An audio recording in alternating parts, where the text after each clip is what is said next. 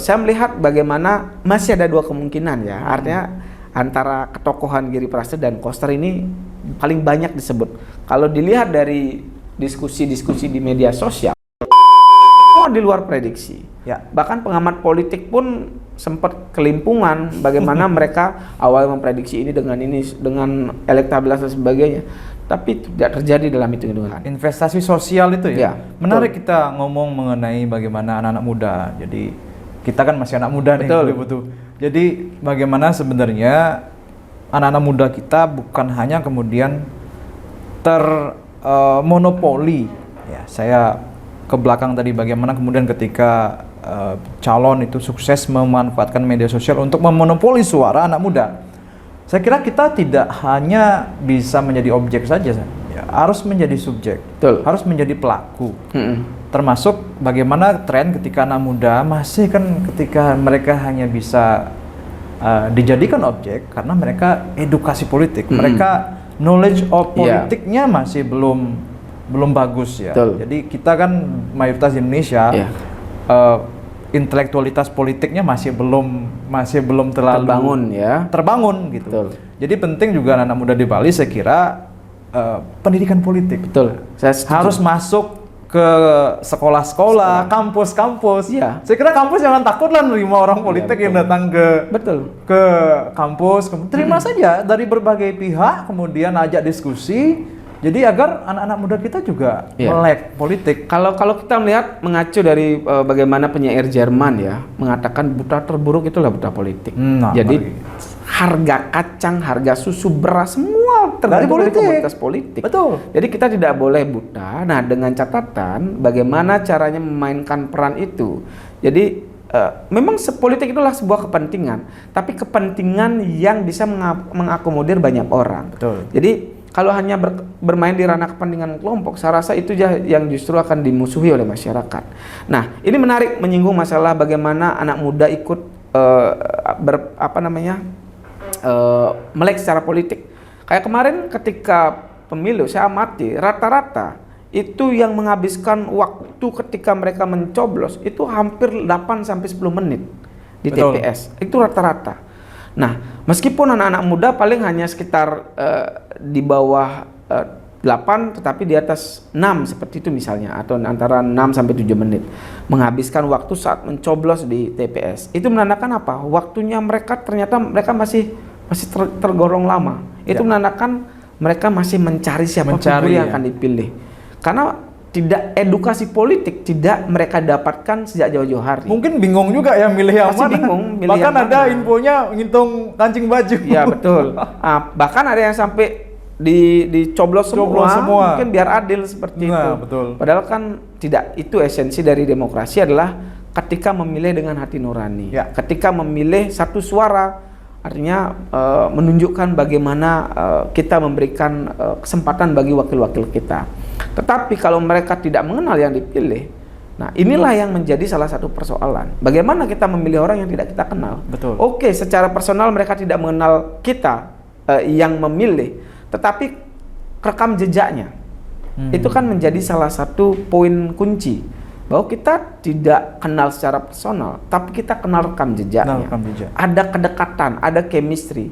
Kita merasa dekat karena dia menyuarakan hak-hak kaum marginal. Dan rekam jejak itu harus dibangun kan oleh calon-calon ini. Dan jadi investasi politik itu ya tidak boleh ketika baru pemilu 1 tahun sebelumnya baru mulai turun. Ya minimal kalau ingin memang serius ingin nyalek atau ingin maju di berbagai macam kontestasi, 5 tahun sebelum pemilihan itulah logikanya waktu yang cukup tepat untuk bagaimana membranding diri, turun ke masyarakat, kemudian ikut terlibat dalam berbagai aksi-aksi sosial, dan memang tentu itu membutuhkan pengorbanan waktu termasuk kos juga. Karena hadir di tengah-tengah masyarakat kan pasti ada finansial yang harus mau tidak mau dihabiskan, entah untuk biaya konsumsi, kemudian administrasi dan sebagainya.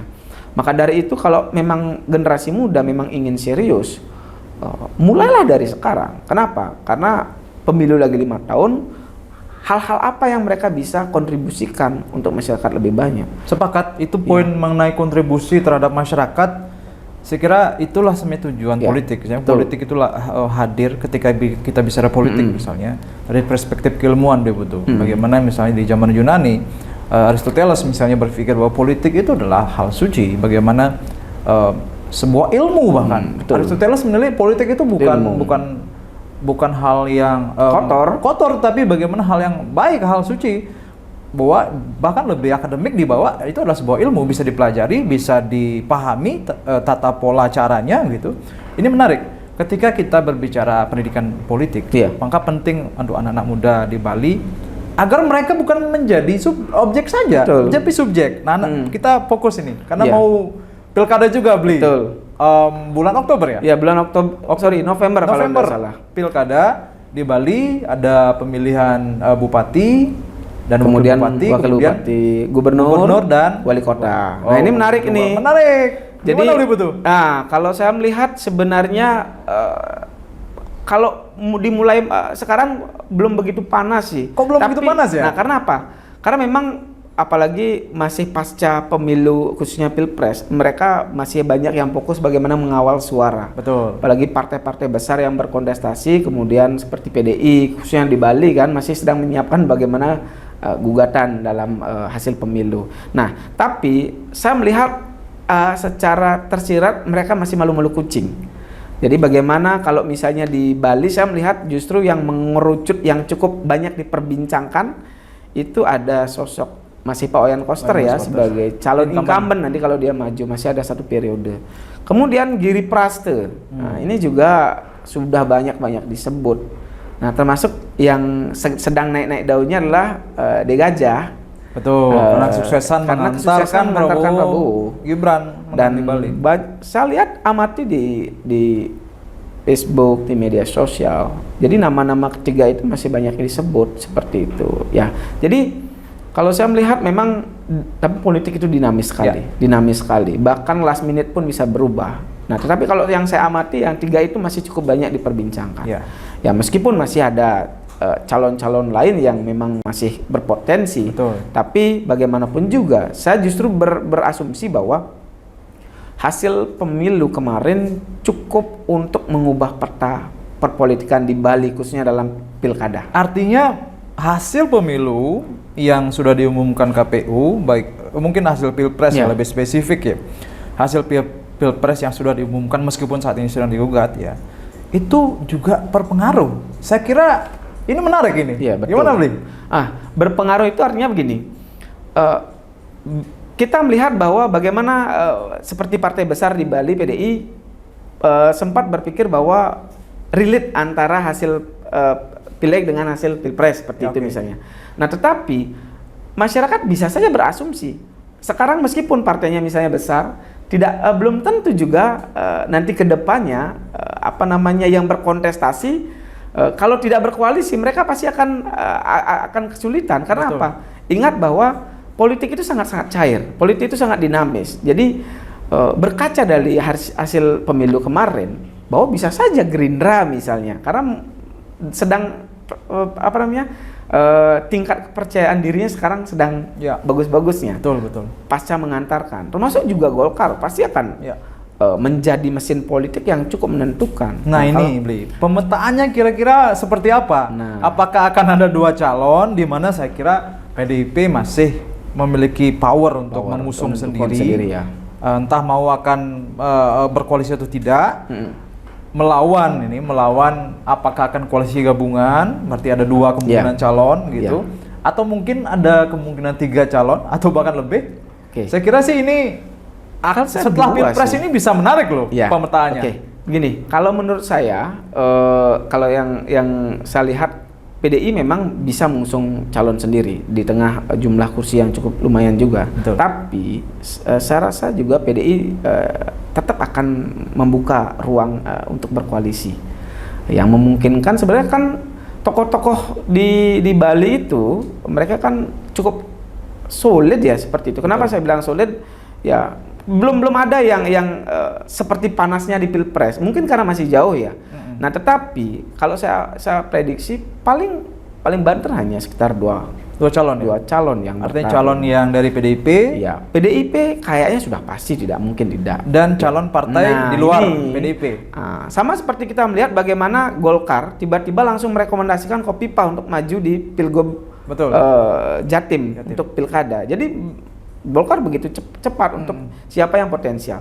Nah, bisa saja dia juga akan berkoalisi, kan kita tidak pernah tahu. Tetapi justru memang panasnya di pusat, apakah nanti relate dengan panasnya di bawah? Ya. Artinya ketika sedang panas-panasnya menyikapi dari hasil pemilu, apakah nanti berimbas ke bawah? Nah, ini yang masih misteri. Mungkin hanya ketua umum partai yang bisa menentukan ini. Sekarang, tetapi saya masih memprediksi masih dua calon. Nah, sekarang yang menarik adalah pergunjingan diskusi di bawah. Ya. Ketika melihat siapa calon yang akan diusung oleh PDIP di Bali, calon gubernur ya, Bli. Banyak memprediksi akan ada dinamika karena kalau saya mengamati, Bli, partai politik sekarang kalau melihat bagaimana perspektif menunjuk calon kemudian memberikan rekomendasi itu sangat dipengaruhi oleh survei. Oleh tren dinamika di masyarakat. Tidak lagi ujuk-ujuk siapa yang punya lobby bagus gitu. Saya kira ini sangat realistis ya. Partai politik sekarang kan bagaimana mulai realistis melihat ketika dia memberikan rekomendasi apakah kemungkinan keterpilihannya tinggi atau tidak begitu. Betul.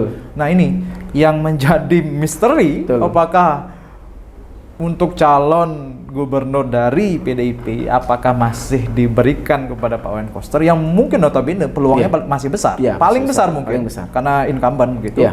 Dan saya amati juga PDIP masih trennya di Bali ya dari pilkada-pilkada sebelumnya itu masih mengangkat yang incumbent karena mungkin modal sosialnya masih ada. Gitu. Nah, kalau saya melihat begini, kita ketahui gaya berpolitiknya PDIP khususnya itu sangat kuat dipengaruhi oleh ketua umum partainya. Jadi bagaimana kalau Bu Mega itu kan selalu bermain di last minute ya, ketika yang lain, bahkan yang lain juga menunggu bagaimana PDIP sebagai acuan. Nah, kalau di Bali saya yakin kalau misalnya Pak Wayan Koster masih diusung seperti itu. Karena apa?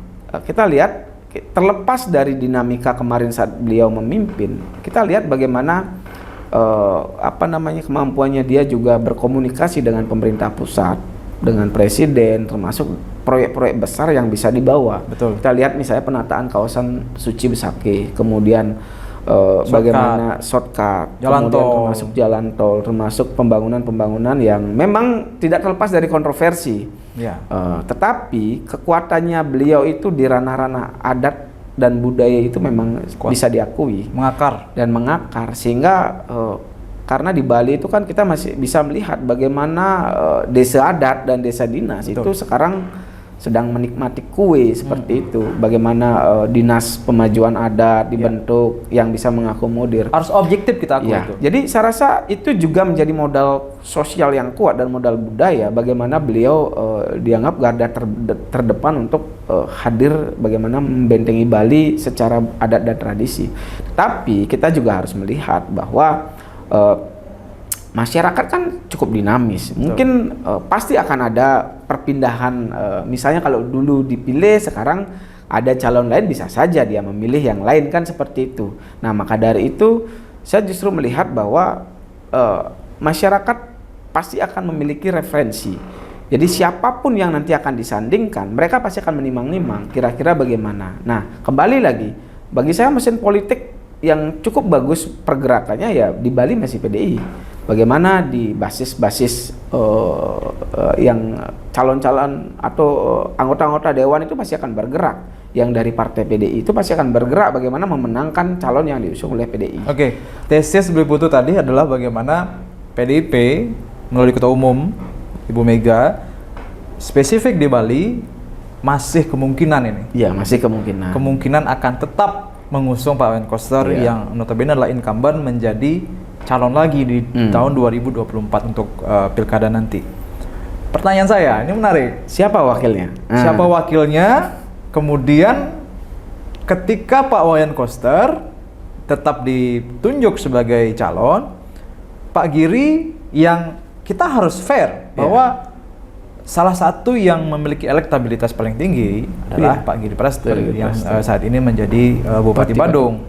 Apakah mau dipasangkan begitu, atau ini menariknya, atau beliau karena merasa ataupun memahami bahwa masyarakat menghendaki beliau dan kayaknya surveinya itu bisa saja Iya betul.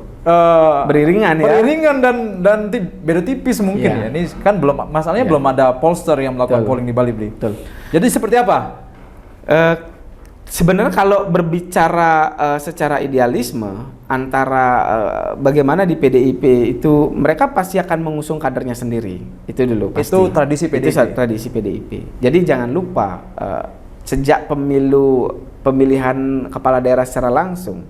Jadi Bali itu pemimpinnya, gubernurnya pasti selalu dari Buleleng. Itu misalnya sejak dua kali pergantian Pak Mangku Pastike, kemudian Pak Wayan Koster. Secara elektabilitas dan ibaratnya geopolitik lah seperti itu. Bali lah. Buleleng cukup menentukan. Nah, jadi kalau seandainya masih diusung Pak Wayan Koster sebagai cagup untuk maju di periode 2024 sampai 2029 nanti misalnya. Kalau menurut saya yang paling logis itu ya memang siapa yang calon wakilnya yang memiliki elektabilitas tinggi ya Pak Giri Prastyo, dan itu juga melambangkan utara dan selatan. Ideal sekali sebenarnya. Ideal sekali sebenarnya. Tetapi kan hitung-hitungan politik kan tidak begitu. Tidak seperti itu. Jadi kita belajar dari Pilpres lah. Ya. Jadi kalau kaum ini dipasangkan dengan ini logikanya sudah menang gitu misalnya. Tapi kan di Bali itu kita tidak pernah tahu. Tapi kita bisa saja melihat dari kacamata sendiri. Jadi bagaimana rekam jejak sebelumnya? Bagaimana kalau PDI itu selalu mengusung kader sendiri? Jadi kalau toh misalnya tidak ada yang berkoalisi masih bisa. Tapi memang di last minute itu biasanya PDI akan membuka ruang-ruang untuk berkoalisi dengan partai manapun yang memang dianggap bisa memberikan kontribusi secara elektoral. Nah, tapi ingat karena PDI masih merata di Bali, itu juga bisa menjadi pengaruh kuat. Bagaimana nanti kemungkinan seandainya ada Giri Prastyo loncat misalnya? Nah, kan ini bisa saja terjadi. Pasti sangat menarik. Dan saya kira tidak ada yang mustahil dalam politik ya. Mustahil. Jadi kita ini kan baru analisis ya. Analisis. Meskipun kita tidak menjamin bahwa itu benar, tapi kalau itu benar berarti analisis kita ya boleh juga kan begitu. Apalagi kalau namanya juga politik, apapun bisa last minute bisa berubah. Apalagi dalam konteks politik itu seperti masakan. Kalau politik itu pasti harus ada intrik itu kayak kalau masakan bumbu-bumbunya. Itu yang malah membuat semakin sedap gitu loh. Jadi kalau ndak nyubit nggak asik. Jadi kalau dalam dunia politik itu seperti lagunya Iwan Fals. Jadi kalau tidak ada intrik ya bukan politik namanya. Apalagi intriknya kan kita kembali ke konteks Koster dan Giri Prastyo tadi ada semacam hubungan yang tanda kutip ini kan kurang harmonis gitu ya. Sempat muncul ke permukaan meskipun ditepis. Ini harus kita terbuka. Tapi kan media sudah banyak memberitakan itu bagaimana sempat riak-riak. Tapi saya rasa ini adalah bagian dari dinamika. Bagaimana orang-orang yang memang sudah besar kemudian dikenal pasti tidak mungkin ada matahari kembar. Jadi kan seperti itu. Kalau misalnya memungkinkan tarung ya pasti dengan gerbong yang berbeda. Dan saya rasa inilah bagian dari dinamika dan ini seru. Kalau misalnya tidak ada dinamika, justru masyarakat ya tidak, bahkan ada yang berpikir sudah sing memilih masih kalian menang gitu misalnya. Tapi kalau dengan disajikan menu-menu yang beragam, seperti kita makan menu yang beragam dan banyak pilihan, maka masyarakat pasti akan mendapatkan edukasi secara tidak langsung. Nah, jadi saya melihat bagaimana masih ada dua kemungkinan ya, artinya antara ketokohan Giri Prastyo dan Koster ini paling banyak disebut. Kalau dilihat dari diskusi-diskusi di media sosial, nama keduanya masih sangat masif ya, meskipun mendominasi. Ada pihak ketiga misalnya Degajah misalnya. Nah, jadi selain nama tiga itu siapa sih yang beli amati? Kalau tokoh sih sebenarnya banyak ya. Misalnya kalau tokoh yang memang cukup banyak dikenal, misalnya seperti Beli Gede Pasek Suardike, misalnya ada atau Pak Raimantre yang muncul. Tetapi kan kita lihat dulu lah apakah beliau akan tarung lagi. Nah, tetapi kembali lagi bagaimana dinamika pasti akan dilihat. Nah, memang kejutannya pasti akan banyak dan itu kadang di luar prediksi. Nah, sama seperti Pilpres kemarin kan ibaratnya PDI lawan PDI kan begitu Iya. jadinya. Jadi Gibran yang notabene secara Masih kader de loh facto Gibran. masih kader. Jadi kita lihat bagaimana masyarakat disuguhkan permainan-permainan yang kadang susah ditebak dan ini seru. Yang ini membuat kita menjadi semakin mengikuti. Penasaran. Kadang kalau kita dibuat semakin penasaran itu orang semakin tertarik untuk. Dan bagi saya Pilpres 2024 ini Pilpres yang paling seru. Paling seru ya. Kenapa? Karena semua di luar prediksi. Ya. Bahkan pengamat politik pun sempat kelimpungan bagaimana mereka awal memprediksi ini dengan elektabilitas dan sebagainya.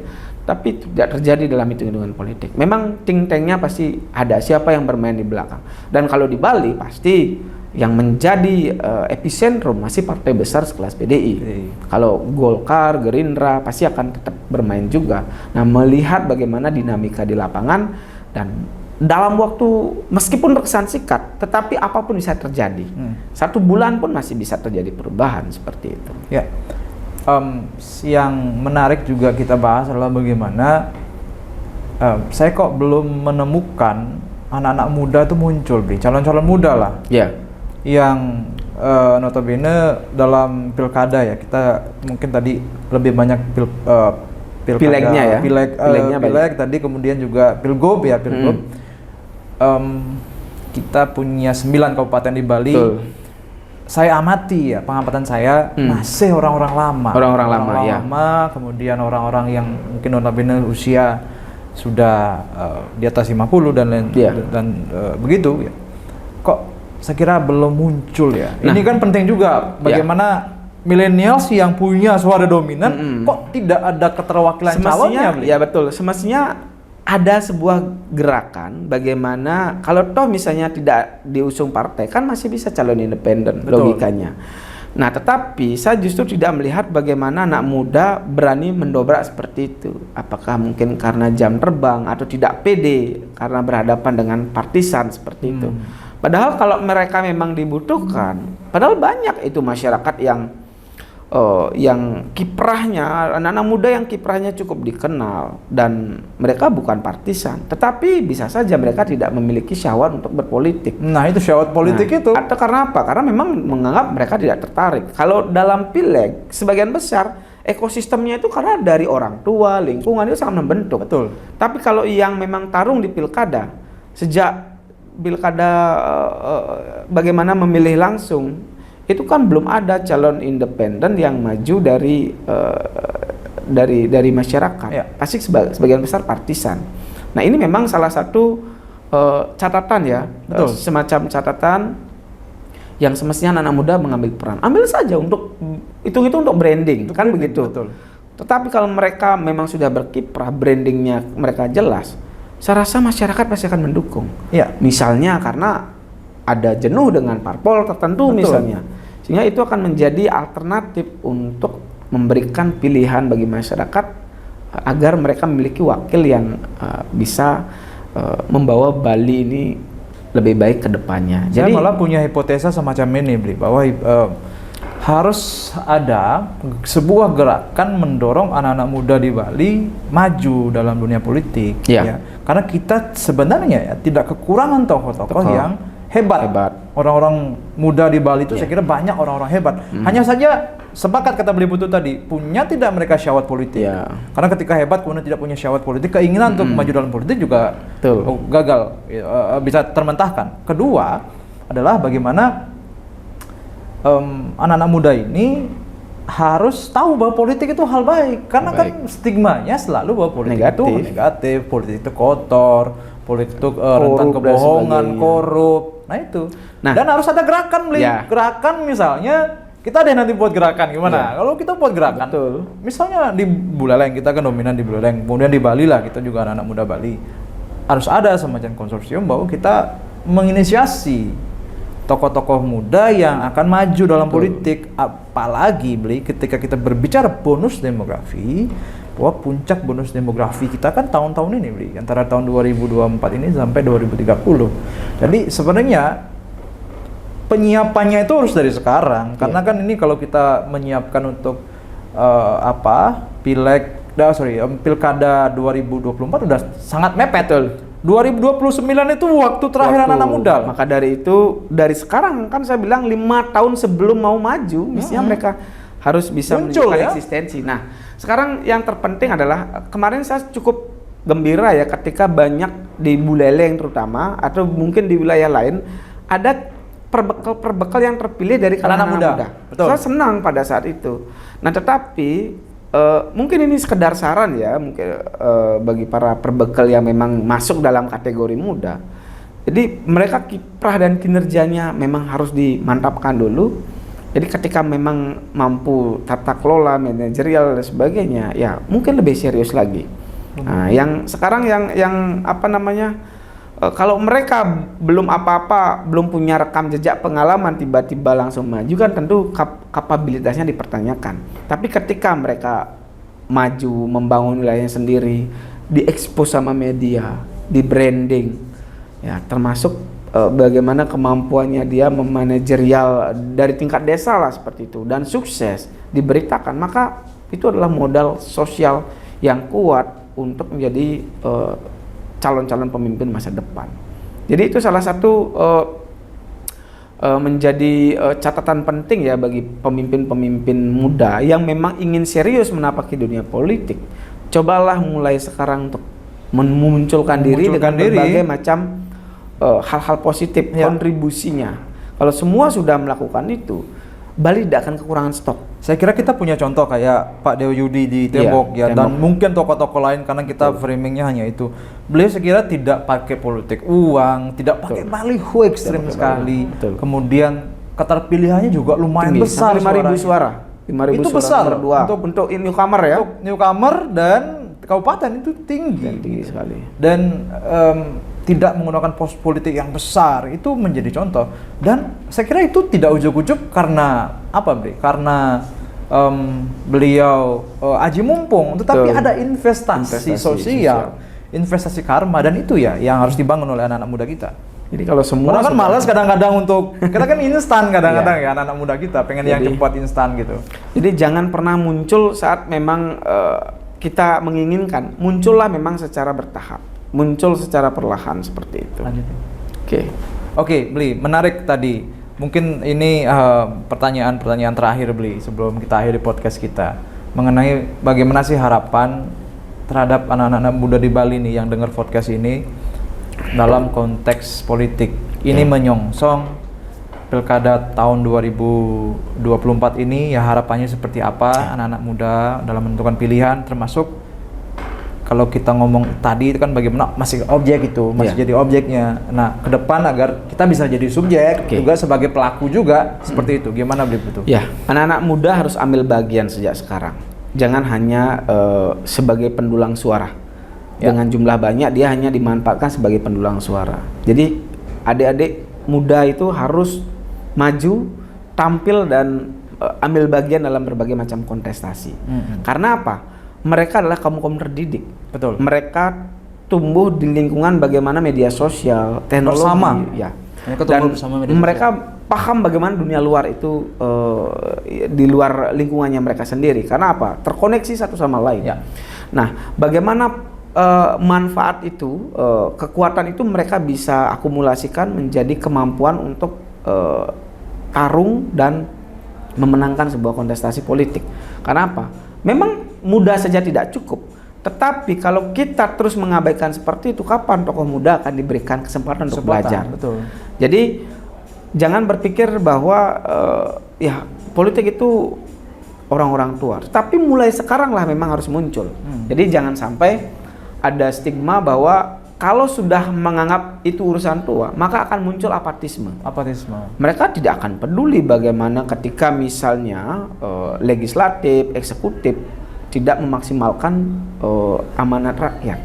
Maka yang terjadi adalah abuse of power misalnya, atau menyalahgunakan kewenangan, atau oligarki politik yang membuat masyarakat tidak memiliki hak suara dalam menyampaikan kritik. Contoh sederhana, ketika sekarang misalnya jalan rusak, aksesnya terganggu, ketika anak-anak muda tidak bergerak bagaimana menyuarakan, mungkin eksekutif tidak akan tahu, Betul. legislatif juga tidak akan tahu. Nah, maka dari itu kemampuan inilah yang harus digunakan memetakan jejaringnya, pemahamannya tentang bagaimana bermedia sosial digunakan sebagai sarana untuk membranding diri sehingga mereka bisa tarung ke depannya dan stok pemimpin di Bali itu jangan sampai kekurangan. Betul. Jadi saya sangat sedih kalau misalnya ada partai yang tidak bisa mengusung karena mereka tidak memiliki calon yang memang mumpuni, justru tidak punya kader, mungkin karena tidak mengkader. Tidak mengkader. Ada yang partai besar tapi selalu numpang gitu. Betul. Jadi ini kan sangat ironis, di tengah 5 tahun itu kan waktu yang panjang untuk menyiapkan kader. Kok bisa partai politik tidak punya calon sendiri, bahkan ibaratnya mensabotase kader lain, partai lain. Ini sebenarnya tidak boleh terjadi. Maka dari itu, kalau sudah misalnya partai melihat ada anak muda yang potensial, ya tentu harus dikader, diberikan ruang. Ya. Dan anak-anak muda itu ya meskipun secara pengalaman mereka minim, tapi inovasinya kan banyak. Betul. Karena pemimpin itu kan tidak akan bekerja sendiri. Betul. Dia bagaimana mengorkestrasi sebuah potensi agar semua bisa menyumbangkan potensi terbaiknya. Kalau di Buleleng dengan bonus demografi, saya rasa di Buleleng tidak kekurangan generasi muda yang memang berjiwa aktivis, paham tentang pemerintahan, tapi hanya masalah waktu saja. Bagaimana diberikan ruang mereka untuk belajar. Diskusi-diskusi tentang kepemimpinan inilah yang harus dibangun. Sehingga mereka tampil di depan, menunjukkan eksistensi dan diberikan kesempatan. Jadi kalau seperti itu saya rasa pemuda-pemuda akan bisa menjadi leader ke depan, dan saya rasa Indonesia Emas 2045. Nah, seperti podcast kita. Bali 2045 dengan pemimpinnya yang muda, visioner, itu akan terwujud. Bagaimana Bli melihat proyeksi Bali di tahun 2045 seperti nama kita? Sebenarnya kalau kita hanya masih mengandalkan seperti sekarang ini hanya hidup mengandalkan pariwisata saja, maka tentu pasti akan berat. Kita tidak pernah tahu 10 tahun ke depan bagaimana pariwisata di Bali. Betul. Di tengah masifnya orang berkunjung, justru Bali akan semakin macet misalnya.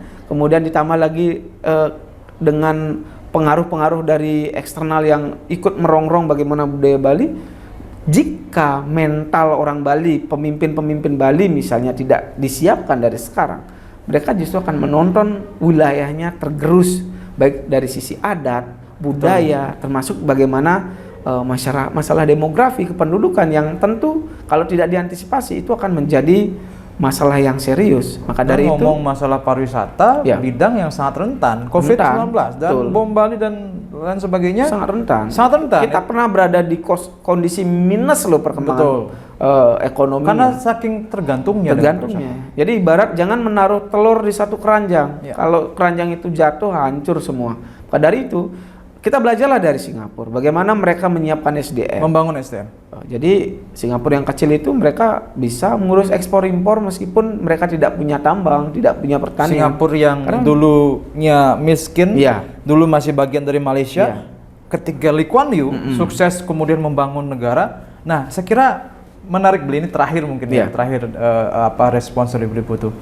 Jadi saya malah punya sebuah tesis bahwa Bali 2045 seperti podcast kita harus fokus pada sumber daya manusia. Orang-orang Bali itu harus peduli pada sumber daya manusia. Jadi pendidikan, Bli. Pendidikan. Saya sepakat ketika satu kabupaten punya anggaran besar itu digelontorkan untuk hal yang baik. Saya sepakat. Tetapi ranahnya harus ranah pendidikan. Misalnya berani nggak nanti pemerintah di Bali membangun sekolah-sekolah yang berkualitas, kemudian menyekolahkan anak-anak Bali ke luar negeri, beasiswa penuh gitu. Ini yang belum terjadi. Itu harapannya di 45 Bi. Ini yang belum terjadi memang. Karena apa? Kemarin kan kita punya harapan besar di SMA Bali Mandara. Dan saya lihat alumni mereka yang notabene dari keluarga miskin bisa jadi dokter, bisa jadi guru, atau itu adalah salah satu jalan shortcut untuk memotong kemiskinan dengan pendidikan. Maka dari itu, pemimpin yang visioner, maka dia tidak hanya membuat program-program yang sifatnya populer, yang bisa manfaatnya langsung 5 tahun, tapi mulailah dengan berinvestasi dari sisi SDM.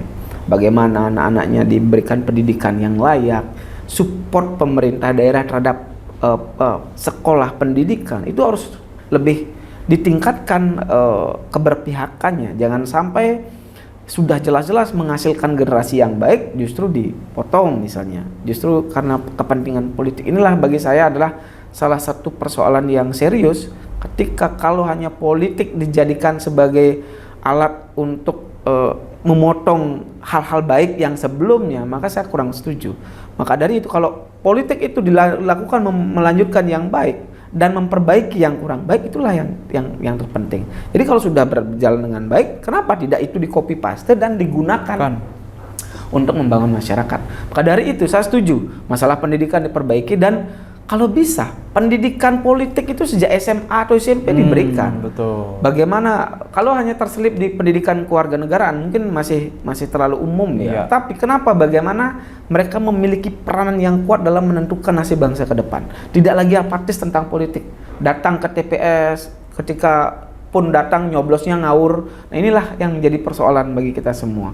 Maka dari itu, kalau sudah sejak dia SMP diberikan edukasi tentang politik, bagaimana dampaknya, kemudian SMA terus dijejali, mereka akan memiliki keterpanggilan secara kesadaran dan kedekatan secara politik identification terhadap secara psikologis, maka itu akan mengantisipasi terjadinya money politik. Jadi kalau semua mereka paham gaya berpolitik yang memang tidak mengandalkan segala cara, pragmatis, maka otomatis masyarakat yang terpilih pemimpin yang terpilih itu memang pemimpin yang dibutuhkan masyarakat, yang tidak ada kos politik dari sisi money politiknya, sehingga itu pemimpinnya berkualitas seperti itu.